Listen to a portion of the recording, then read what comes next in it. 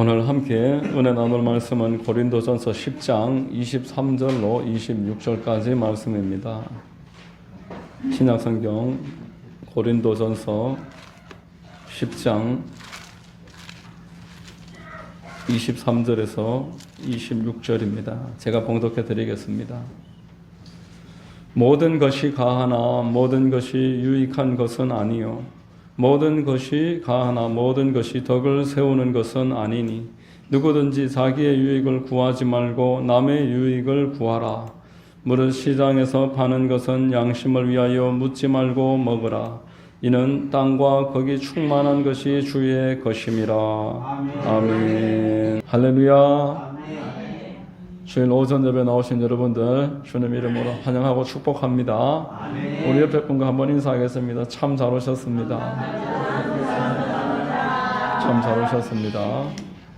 예, 봉독해드린 고린도전서 10장 23절로 26절을 통해서 남의 유익을 구하라, 이와 같은 제목으로 말씀을 전하겠습니다. 성령께서 큰 은혜 더해 주시기를 바랍니다. 자, 여러분, 우상 숭배는 불신자의 본성입니다. 그리고 이제 성도로 거듭난 우리에게도 아직 습관으로, 죄성으로 아직 잔재가 남아 있습니다. 그래서 우상 숭배의 그 습관이 남아 그 행동을 나도 모르게 행하면서 살아가고 있는 것입니다. 우상 숭배의 그 시작은 나 스스로 하나님 되고자 한, 마귀가 에덴 동산에서 하나님처럼 될 수 있다, 그렇게 시작을 한 것이 우상 숭배입니다. 마귀를 쫓아서 이제 나를 위해서 삽니다. 나만을 위해서. 나만 잘 되면 다 괜찮습니다. 사진을 찍었는데 사진 가운데 내가 잘 나오면은 잘 나온 사진입니다. 다른 사람들 다 눈 감고 있어도 나만 똑바로 나오면은 잘 나온 사진이고, 내가 눈 감고 있으면 남들 다 잘 나와도 잘못 나온 사진입니다. 내가 중심입니다. 나와 내 자녀, 내 가족, 내 것만이 최고입니다. 이게 우상 숭배입니다.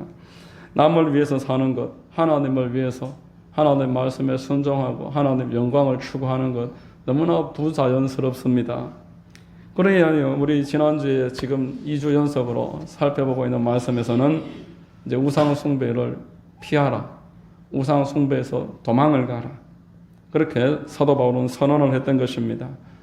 우리는 우상 숭배에서 도망쳐야 하는 줄로 믿습니다. 우리 주 예수 그리스도로 우리 하나님께서 우리의 죄를 다 씻으셨습니다. 이제 그리스도와 교제하면서 하나님을 아버지라고 부르면서 살아갈 수 있는 사람들이 우리 모든 성도들인 줄로 믿습니다. 자, 여러분, 우리 하나님께서는 세상에 무엇보다도 저와 여러분들을 사랑하십니다. 그러므로 이제 우리는 나를 위해서 그렇게 발버둥 치면서 살아갈 이유가 없습니다. 하나님을 예배하고 하나님께 순종하면서 살아가는 것입니다. 아멘. 여러분, 우상 숭배는 쾌락의 길입니다. 쉽게 그저 수고하고 애쓰지 않고 얻고자 하는 기쁨과 만족과 행복을 얻고자 하는 것이 우상 숭배입니다. 남을 짓밟고서라도 내가 올라가겠다, 나를 높이고자 하는 것, 우상 숭배입니다. 그러나 신앙생활은 습관의 길입니다. 신앙생활은 훈련받아야 되는 길인 것입니다.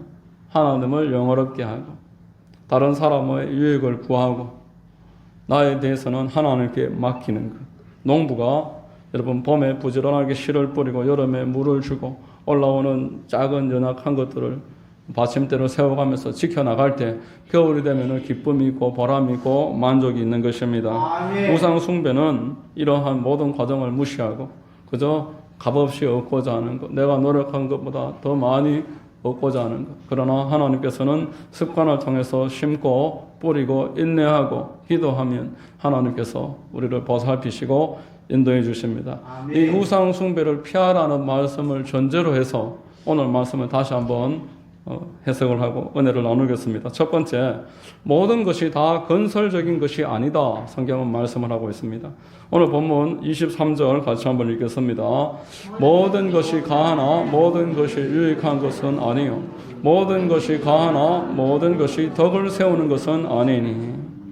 자, 우리가 무엇이든 내 마음대로 내 뜻대로 할 수가 있습니다. 이제 성도된 자들에게는 자유가 있어서 내가 하고 싶은 삶을 살아갈 수 있는 기회가 주어진 것입니다.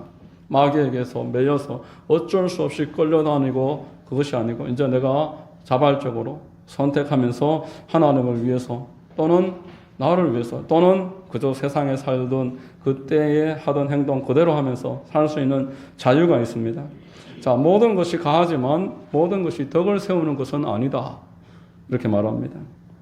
국어사전에 보면은 덕은 사려 깊고 아주 인간적인 그러한 성품을 말하는 한자입니다. 좀 유교적인 단어입니다. 덕. 그래서 우리에게 의미가 바로 와닿지 않습니다. 충분히 그 내용은 일치하지만 원래의 의미하고는 조금 차이가 있습니다. 드라마 바이블의 23절을 이렇게 번역을 합니다. 모든 일이 허용되어 있습니다. 그러나 모든 일이 다 유익한 것은 아닙니다. 모든 일이 허용되어 있습니다. 그러나 모든 일이 건설적인 것은 아닙니다. 자, 이 덕이라고 번역된 헬라어가 오이코도메라는 뜻인데 건축물, 건물 그런 뜻입니다.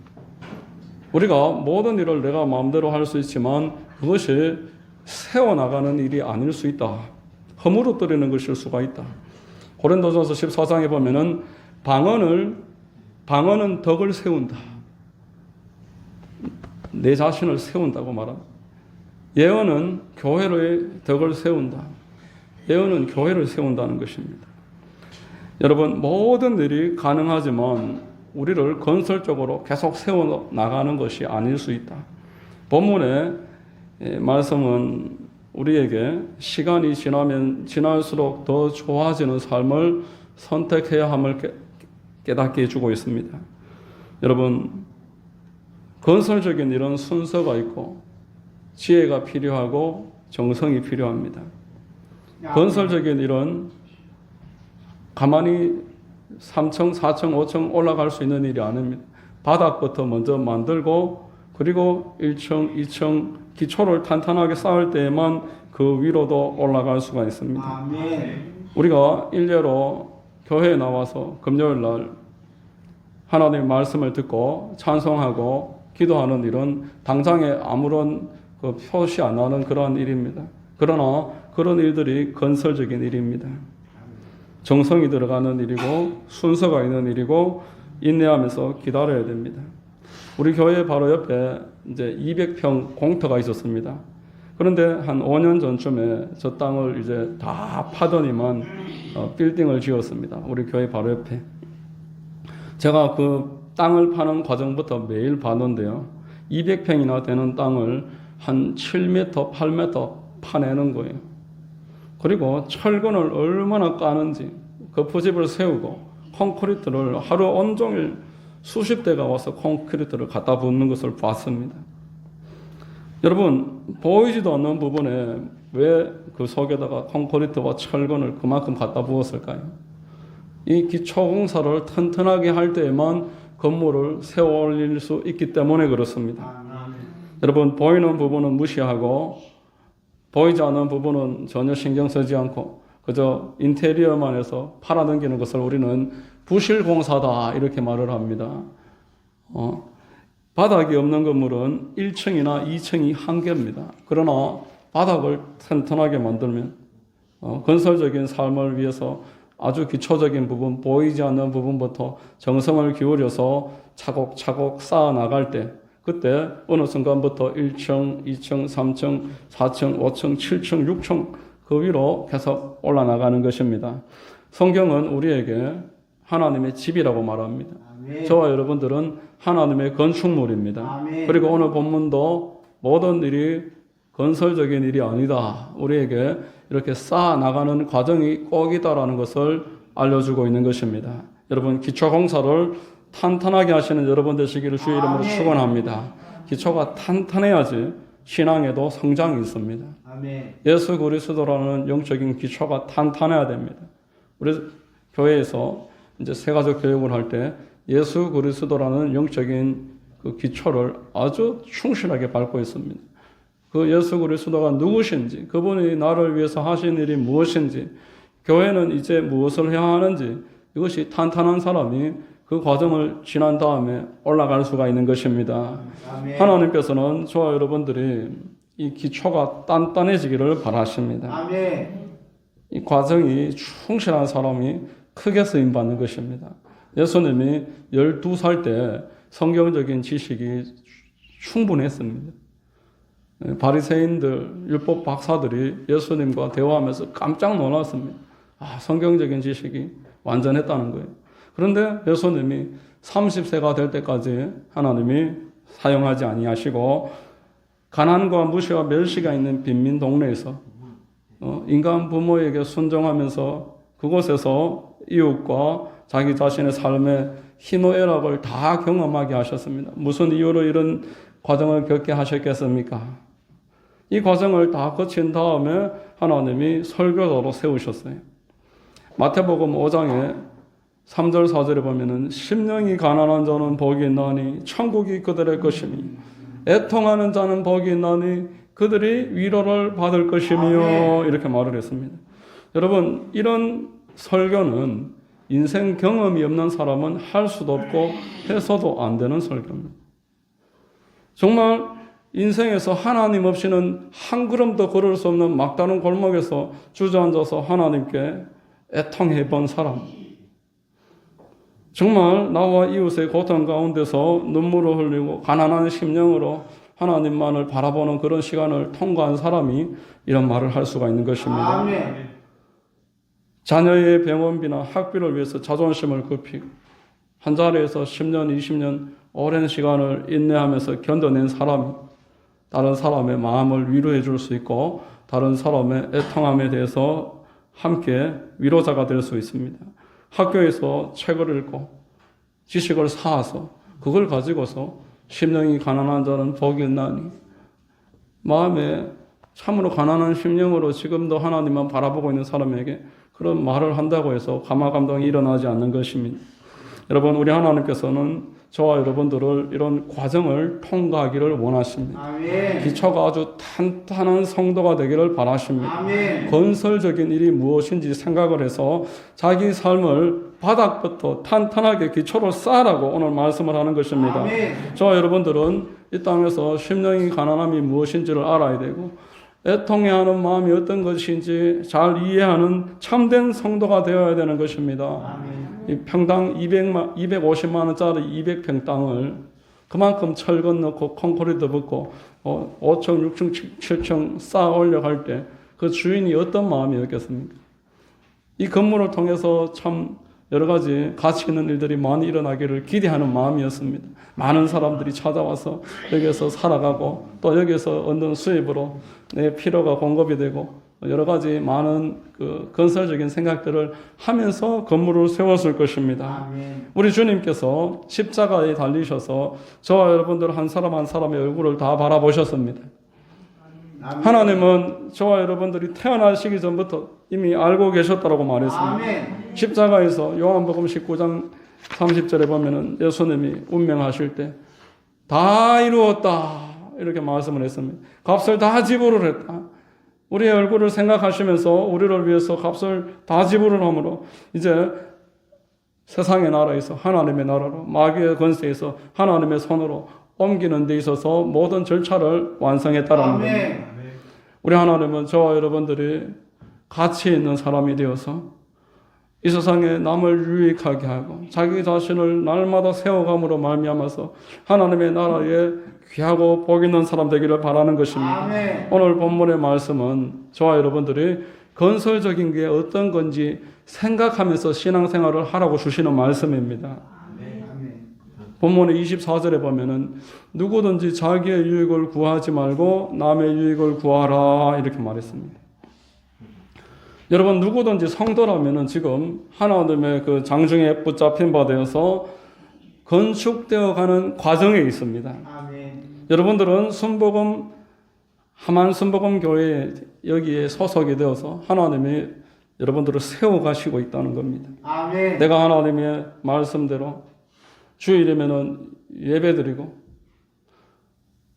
또 여가 시간에 고단한 몸일지라도 하나님 앞에 나와서 엎드려서 기도하는 삶을 선택을 할지 아니면은 내가 바쁜 일이 있으면은 예배를 밀어놓고 또는 안락한 휴식, TV라든지 어떤 따뜻한 그 이부자리를 선택을 할지 내 선택이지만 어떤 것이 다 나에게 다 유익한 결과를 주는 것은 아니다는 겁니다. 내가 아무 일을 해도 나에게 뒤에 돌아오는 것이 똑같지 않다라는 것을 성경은 말하고 있습니다. 지혜가 필요하고 정성이 들어가야 되고 하나님께서 원하시는 과정, 순서 이것을 지켜야 건축물이 되어지는 것입니다. 아멘. 충분한 과정을 잘 통과해야 성도다운 성도가 될 수가 있습니다. 아멘. 지금은 내가 이런 일이 나에게 왜 일어나는지 이 일을 뭐 하려고 해야 하는지 이해하지 못하는 상황이라고 할지라도 지나고 나면 하나님이 반드시 깨닫게 해주십니다. 야고보서 5장 7절 8절 같이 한번 읽어보겠습니다. 그러므로 형제들아 주께서 강림하시기까지 길이 참으라. 보라 농부가 땅에서 나는 귀한 열매를 바라고 길이 참아 이른 비와 늦은 비를 기다리나니 너희도 길이 참고 마음을 굳건하게 하라. 주의 강림이 가까우니라 이렇게 말했습니다. 여러분 저는 기도에 관해서 이러한 예를 생각을 합니다. 꾸준히 기도하다 보면은 결정적일 때 하나님이 개입하신다는 거예요. 꼭 하나님 안 계신 것 같은 상황 가운데서 내가 기도하면서 노력하면서 90%를 쌓아 올라가고 있는 과정에서 이제 더 이상 어떻게 할 수가 없는 상황이 옵니다. 인간의 한계로 말미암아서 내 힘으로는 이 일을 완성할 수가 없습니다. 곧 넘어지기 직전입니다. 이때 꾸준하게 기도하면서 살아갔던 사람에게는 하나님이 그때 개입하십니다. 아멘. 이게 기도를 응답받는 과정입니다. 일반적인 과정입니다. 성경에서 보여주는 예입니다. 오늘 기도하면 내일 어떤 기적이 일어나는 그러한 것을 하나님이 원하시는 것이 아니라 하나님 앞에 기도하면서 꾸준하게 과정을 지나가다 보면은 결정적일 때 하나님이 막아주시고 지켜주시고 아멘. 공급해 주셔서 통과하게 하신다는 거예요. 아멘. 다윗이 아버지의 양을 치면서 사자나 곰이 오면은 물맷돌을 던지고 그들과 싸워서 이기는 그 과정을 잘 통과하다 보니까 골리앗이라는 적이 나타났을 때 그 앞에 용감하게 뛰어나갑니다. 하나님이 나와 지금까지 함께 하셨는데 너를 내가 어떻게 못하랴 뛰어나갑니다. 거기에서 승리를 하고 그래서 그 다음에 군대 장관이 됩니다. 그리고 10년을 통과해서 왕이 됩니다. 이것이 하나님께서 성도를 세워가는 과정입니다. 바닥을 충분하게 깐 다음에 1층, 2층, 3층, 4층, 5층 올라갑니다. 바닥이 없으면 못 올라갑니다. 바닥이 없으면 1층에서 그냥 판넬로 대충 만들어서 끝입니다. 나 혼자 지내기에 충분하죠. 그러나 바닥이 충분한 그러한 신앙인은 2층이 되고 3층이 되고 계속 올라갑니다. 그래서 나와 내 주변을 아우르는 하나님이 기뻐하시는 건축물이 되어지는 것입니다. 아멘. 여러분들의 신앙생활은 어떻습니까? 다 괜찮다고 생각하십니까? 이래도 저래도 아무 상관없다고 생각하십니까? 이 초보 신앙입니다. 내가 예배 좀 빠진다고 기도 안 한다고 뭐가 달라지겠나? 성경 꼭 읽어야 되나? 요즘 그 뭐 구글에서 나오는 AI가 뭐 그 GPT 챗봇이라고 해서 물어보면 다 알려준다는 거예요. 성경 구절도 하나 치면은 그걸로 뭐 설교를 다 만들어준다 그러더라고요. 그럴 수도 있겠지만 AI에게는 여러분 없는 게 있습니다. 과정이 없습니다. 감동이 없습니다. 아주 기초에서부터 성장해가는 과정이 있을 때 사람은 감동하는 겁니다. 아, 나도 저렇게 되어야 되겠다. 그 사람 입에서 나오는 말을 우리가 귀를 기울이고 아, 나도 한번 해봐야 되겠다. 감동이 일어나는 것입니다. 아멘. 그렇지 않다면 우리는 하나님 앞에 귀하게 쓰임 받을 수가 없습니다. 우리는 하나님 앞에 이 기초에 관해서 충실해야 되고 내 자신이 하나님의 영광을 위해서 과정을 잘 통과해야 됩니다. 여러분들이 하나님 앞에 이 과정을 잘 통과함으로 말미암아서 감동이 있고 기쁨이 되시기를 주의 이름으로 축원합니다. 아멘. 여러분 오늘 본문 23절 24절을 개인에게 적용을 한다면은 초보 신앙 다 괜찮다고 생각하는 신앙입니다. 뭐 주일 한번 빠지면 어떤 기도 뭐 안 한다고 뭐 해봤는데 한 일주일 해봤는데 아무 일도 안 일어나더라. 이 초보 신앙입니다. 신실한 성도는 기초부터 건실하게 건축해 나가는 사람이 신실한 성도입니다. 사명자는 타인의 유익을 생각하는 겁니다. 내가 이렇게 행동할 때 다른 사람에게 유익할 것이다. 내가 이렇게 해버리면은 옆에 있는 그 성도까지도 시험에 빠질 수가 있겠다. 여러분, 저 여러분들은 기초를 잘 쌓아야 되고 하나님이 말씀하시는 바 남의 유익까지 생각하는 성도가 되어야 되는 줄로 믿습니다. 아멘. 기도를 하되 자라가셔야 돼요. 나만을 위해서 기도하는 기도에서 중보 기도자가 되어서 나라를 위해서, 교회를 위해서 고통당하는 우리 교회 성도들을, 또 이 하만의 수많은 우상 숭배자들, 하나님의 교회가 버젓이 세워져 가지고 그 사람들이 얼마나 들락날락거리는지 이걸 보고 우리는 애통해야 합니다. 중보 기도를 해야 되고 부르짖어야 되는 것입니다. 아멘. 기도가 이렇게 성장을 해 나갈 때 그 사람은 기도를 통해서 하나님이 기쁘시게 하고 나는 위로를 받습니다. 애통함이 이런 데서 드러나는 사람이 위로받는 사람입니다. 말씀도 성장해 가야 됩니다. 남에게 줄 게 있어야 됩니다.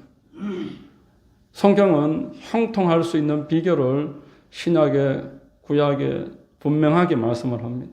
구약에 보면은 여호수아서 1장에 하나님의 말씀을 눈에서 떠나게 말게 하라.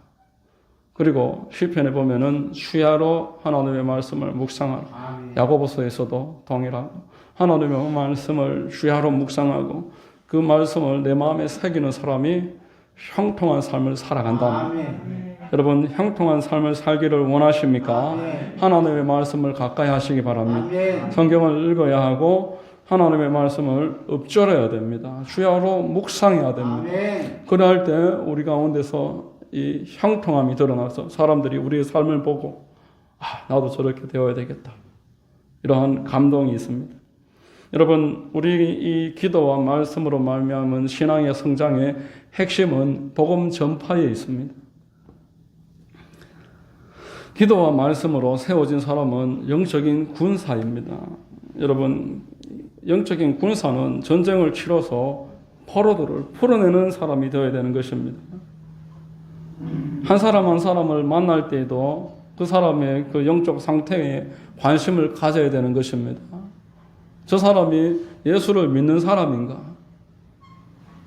저 사람이 어떤 삶을 지금 살아가고 있는 사람인지 내가 관심을 가져서 대화 중에서 적절하게 그에게 복음을 전하려고, 내가 만나 예수님에 대한 간증을 말해 주려고 기회를 찾는 사람, 이 사람이 영적인 군사인 줄로 믿습니다. 아멘. 그래서 복음을 듣는 자리로 불신자들을 인도해 오는 사람, 하나님의 집으로 또는 복음을 듣는 장소로 불신자들을 인도해 와서 예수 그리스도의 복음을 듣게끔 해주는 사람이 영적인 군사입니다. 두드릴 때 열리는 것입니다. 말을 해야 데려올 수 있는 것입니다. 어제 오후에 한 2시 반쯤에 시장에 가서 하우스 사역을 했습니다.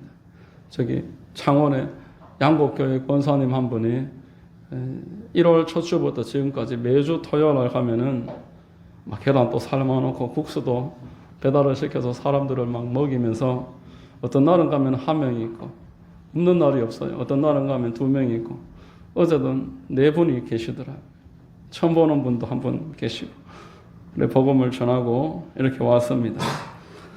자, 들어보자고 말을 할 때 우리는 복음을 전할 수 있는 것입니다. 아멘. 여러분, 우리 하나님께서는 저와 여러분들을 사람을 낳는 업으로 부르셨어요. 자, 마태복음 4장 19절 같이 한번 읽어보겠습니다. 말씀하시되 나를 따라오라. 내가 너희를 사람을 낳는 어부가 되게 하리라. 이렇게 말했습니다. 복음 전할 사람을 찾아보고 말해보고 데리고 올 때 어부의 사명을 감당할 수 있습니다. 여러분, 어부는 혼자 일하는 사람이 아닙니다. 낚시는 혼자 하는 거죠. 낚시는 취미 활동입니다.